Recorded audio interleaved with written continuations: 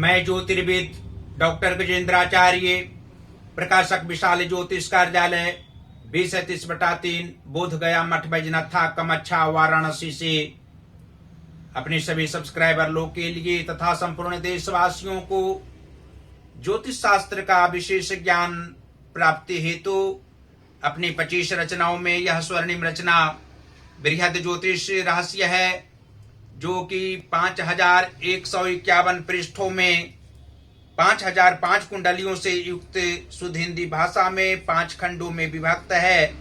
इस ज्योतिष महाग्रंथ बृहद ज्योतिष रहस्य को इतनी कलम अर्थात 525 कलम से मेरे द्वारा रचना हुई है। आज आप लोगों को जन्म कुंडली के अष्टम भाव में चंद्र तथा बृहस्पति ग्रह को बैठने का फल स्पष्ट शब्दों में वर्णन करने जा रहा हूं। जन्म कुंडली के अष्टम भाव में चंद्र तथा गुरु बृहस्पति के मेल से यदि यहाँ नीच ग्रह व पापक ग्रहों की दृष्टि हो तो जातक संघर्षशील तथा अथक परिश्रमी होते हैं। ऐसे तो अष्टम भाव को मृत्यु व आयु भाव कहते हैं। इसमें बैठे कोई भी उच्च ग्रहों के मेल हो तो जातक को फल अशुभ ही मिलते हैं। मित्र से हानि होती है। अपने ज्ञान व अपने अंतरात्मा की बातें इन्हें सदैव सुननी चाहिए। कल्पनाओं में कभी भी नहीं लिप्त होना चाहिए। जातक को अपनी वाणी एवं वचनबद्धता पर पूर्ण ध्यान देने की आवश्यकता होती है। अष्टम भाव स्थित ये दोनों पापक ग्रहों के मेल से यहां सुख ये दोनों पापक ग्रह से ज्यादा प्राप्त नहीं होना स्वाभाविक बात होती है। जातक को अकेला ही समय गुजारना पड़ता है। स्वतंत्र रूप से व्यवसाय में धन लाभ होगा, लेकिन अपने भाई भी इसमें हिस्सेदार बने तो हानि के अलावा कुछ भी नहीं मिलेंगे। किसी भी व्यक्ति के सामने इन्हें भावुक होने की आवश्यकता नहीं है, कारण कि परिश्रमी होने के साथ साथ संघर्षशील भी होते हैं। इनके परिश्रम से सामने रहने वाले व्यक्ति को बहुत जलन होती है।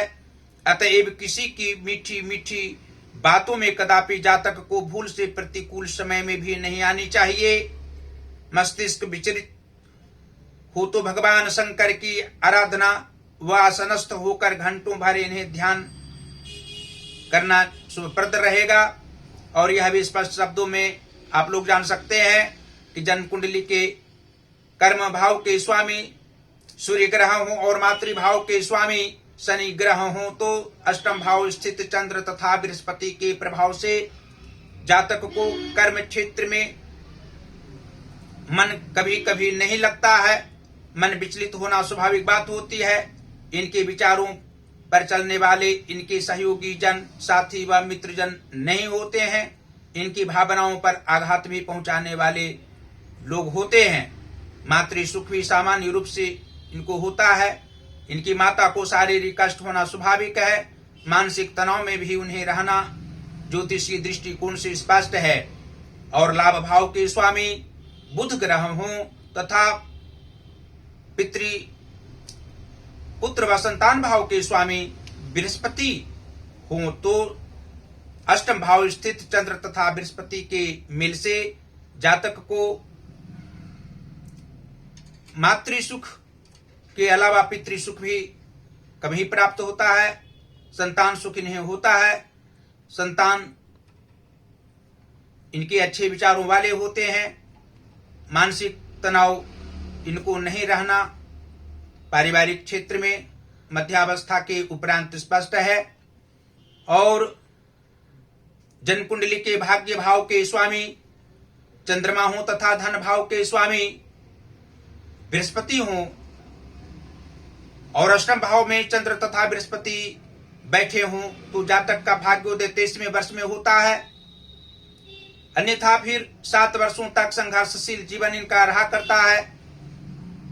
उसके उपरांत भाग्योदय होता है, लेकिन भाग्य एक साथ एक तरह इनको नहीं रहता है। किसी भी काल में आकस्मिक रूप से दुख होना स्वाभाविक बात है। आर्थिक तंगी भी इनको रहा करती है और अंत अवस्था में भी जातक को शारीरिक कष्ट के साथ साथ मानसिक और आर्थिक परेशानियों की सामना करनी पड़ती है। और सप्तम भाव के स्वामी शुक्र ग्रह हों तथा लग्नेश मंगल ग्रह हों तो अष्टम भाव स्थित चंद्र तथा बृहस्पति के प्रभाव से जातक को दाम्पत्य सुख में भी व्यवधान उत्पन्न होता है। इनकी बातों पर चलने वाले परिवारजन नहीं होते हैं। इनकी इच्छाओं का सम्मान करने वाले घर परिवार हो या बाहरी क्षेत्र हो, सामाजिक क्षेत्र हो, किसी भी क्षेत्र में इनका अपमान करने वाले की कमी नहीं होती है। मानसिक तनाव में रहना स्वाभाविक लक्षण ज्योतिषीय दृष्टिकोण से स्पष्ट है। और पराक्रम भाव के स्वामी शनि ग्रह हों तथा व्यय भाव के स्वामी शुक्र ग्रह हों तो अष्टम भाव स्थित चंद्र तथा बृहस्पति के प्रभाव से जातक को पराक्रम की भावना अवश्य रहा करती है, लेकिन इनकी भावनाओं पर ठेस पहुंचाने वाले, दुख पहुंचाने वाले भी स्वजन ही होते हैं। अपने बल पर आगे बढ़ने वाले होते हैं, सुख की प्रतीक्षा करने वाले होते हैं। धन का अभाव रहने पर भी ज्यादा मानसिक तनाव नहीं रहना भी स्पष्ट है।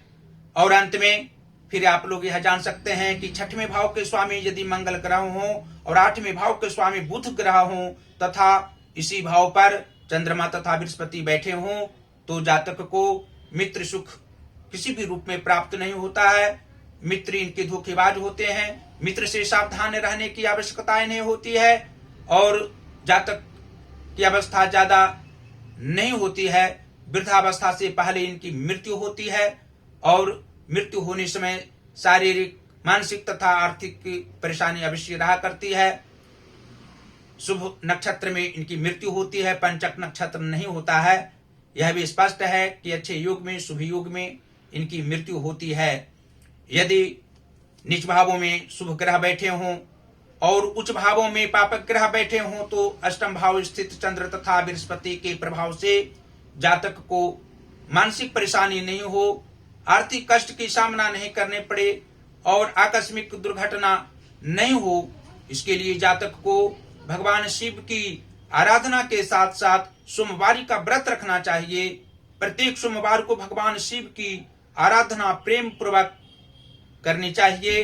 साथ ही 1.25 वर्ष तक मंगलवारी व्रत करने से आत्मिक सुख इन्हें अवश्य प्राप्त होगा। मानसिक परेशानी नहीं होगी, आर्थिक कष्ट की सामना नहीं करनी पड़ेगी, विशेष रूप से कोई गंभीर रोग नहीं होगा। यदि भगवान शिव की आराधना जातक करें और मंगलवारी व्रत 1.25 वर्ष तक रखें तो निश्चित ही आत्मिक सुख प्राप्त होगा और लंबी आयु भी होगी।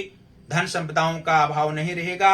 मित्रजनों से आत्मिक सुख प्राप्त हो सकता है।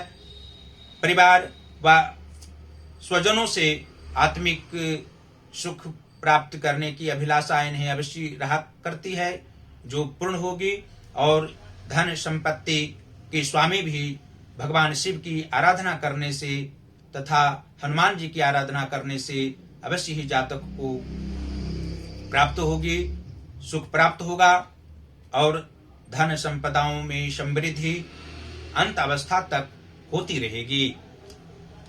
फिर इस ज्योतिष महाग्रंथ बृहद ज्योतिष रहस्य को आप लोग अपने अपने घरों में अवश्य ही मंगवावें। अपने अपने कार्यालय में, किसी भी कार्यालय में रखा जा सकता है। पुस्तकालय के अलावा प्राथमिक विद्यालय हो, महाविद्यालय हो, विश्वविद्यालय हो, किसी भी संस्थान में, शिक्षण संस्थान में रखने से निश्चित रूप से ज्योतिष शास्त्र का ज्ञान प्राप्त होगा और अनेकों जन का कल्याण होने से अवश्य ही हमको आत्मिक सुख मुझको प्राप्त होना स्वाभाविक बात होगी। और भगवान शिव की असीम कृपा आप लोगों पर सदैव बनी हुई रहेगी। साथ ही हम प्रकाश की कार्य करते हैं। हिंदी का पुस्तक यहाँ से प्रकाशित होता है, आप लोग करा सकते हैं। संस्कृत का पुस्तक प्रकाशित करा सकते हैं। संस्कृत के अलावा इंग्लिश का बुक भी प्रकाशित करा सकते हैं। सही समय पर, कम समय में पुस्तक प्रकाशित करके यहाँ से दिया जाता है और दिया जाएगा। धन उचित रूप में ही यहाँ लिया जाता है। विशेष धन लेने का कोई भी यहाँ पर मन में कभी नहीं रहता है और न रहेगा। हमसे सीधा संपर्क आप लोग कर सकते हैं। पहला संपर्क का नंबर है जो व्हाट्सएप मेरा नंबर है 84 94 51 22 और 87 47, 94 51 22 87 और 47 दूसरा नंबर है। जो मेरा पेटीएम नंबर है 88 40 76 17 और 92। आप लोग को संज्ञान में हम बताना चाहते हैं कि मेरी 25 रचनाओं में 18वीं रचना जो वाक्य उपदेश 3333 वर्णानुक्रम उपदेशात्मक वाक्यों में उद्धृत है, उसका एक एक वाक्य इंस्टाग्राम पर हम प्रत्येक दिन दे रहे हैं, पोस्ट कर रहे हैं। ज्योतिष महाज्ञान हमारा अकाउंट है इंस्टाग्राम पर। आप लोग अवश्य हमारे वीडियो को आप लोग देखें और फेसबुक पर भी आप लोग हमारे सभी वीडियो को देख सकते हैं। जो यूट्यूब पर दे रहे हैं, इंस्टाग्राम पर दे रहे हैं, इस सभी वीडियो को फेसबुक पर हम देते हैं। फेसबुक की आईडी है हमारा गजेंद्राचार्य ज्योतिर्विद। इस आईडी को आप लोग खोलेंगे तो अवश्य ही हमारी वीडियो को आप लोग देख पाएंगे और आत्मज्ञान अवश्य ही आप लोग को हमारी वीडियो को देखने के बाद प्राप्त होगा। आप लोगों पर सदैव निरंतर देवादिदेव महादेव भगवान श्री काशी विश्वनाथ जी की असीम कृपा बनी हुई रहेगी। माता अन्नपूर्णा जी की कृपा निरंतर रहेगी।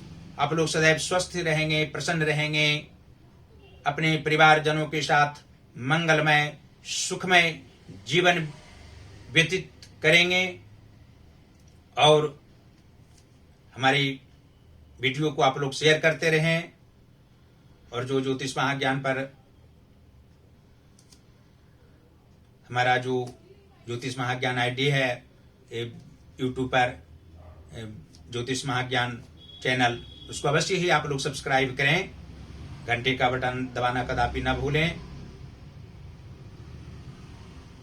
इसी शुभकामनाओं के साथ भगवान श्री काशी विश्वनाथ जी आप लोगों पर सदैव प्रसन्न रहें, निरंतर सुखमय जीवन व्यतीत उनकी असीम कृपा से आप लोग करते रहें। धन्यवाद।